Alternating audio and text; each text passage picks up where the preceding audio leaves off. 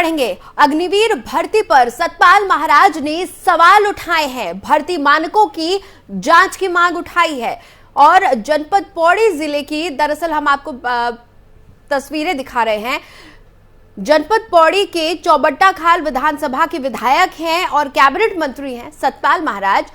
उन्होंने कोटद्वार में अग्निवीर भर्ती में प्रदेश के युवाओं को हो रही व्यावहारिक कठिनाइयों का संज्ञान लेते हुए रक्षा राज्य मंत्री अजय भट्ट से बात की है और इसकी जांच किए जाने का अनुरोध किया है। इसके साथ ही उन्होंने बताया कि अग्निवीर भर्ती के दौरान राज्य के 300 युवाओं को एक साथ दौड़ाया जा रहा है और उनमें से भी मात्र 8 या 10 युवाओं को ही चुना जा रहा है। कैबिनेट मंत्री सतपाल महाराज ने रक्षा राज्य मंत्री से कहा कि इस प्रकार की विसंगतियों के चलते उत्तराखंड के बच्चे निराश होकर अपने घर लौट रहे हैं, इसलिए अग्निवीर योजना के तहत की जाने वाली इस भर्ती की जांच करवाकर कार्रवाई की जाए।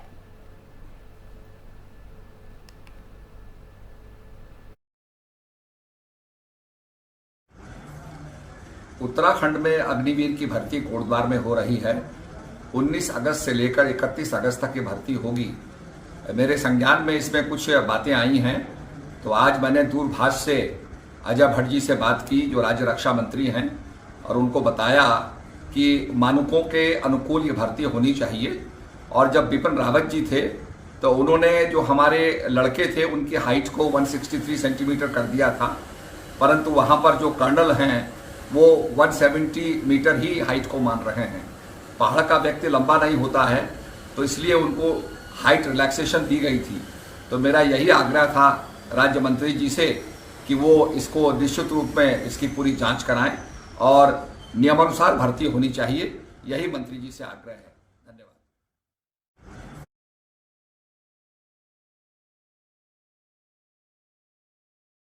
और अब रुक करेंगे हरिद्वार से आ रही अहम खबर का। साहब सिंह ने लगाया बीजेपी और कांग्रेस पर आरोप, सैनी समाज की उपेक्षा करने का आरोप लगाया है।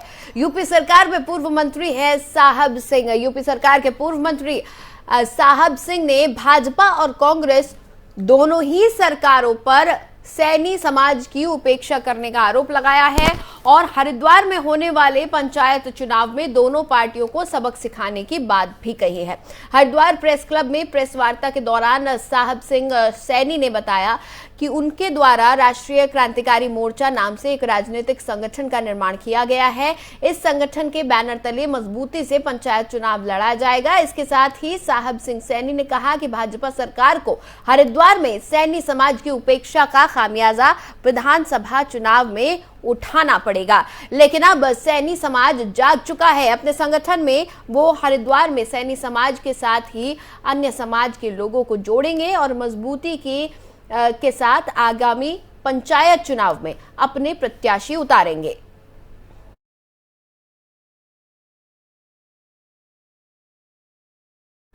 और हरिद्वार से एक और अहम खबर, निर्मल अखाड़े के संतों के खिलाफ वारंट जारी किया गया है। 4 संतों के खिलाफ गैर जमानती वारंट जारी हुआ है। फर्जी खाता खोलने और गबन का आरोप लगाया गया है।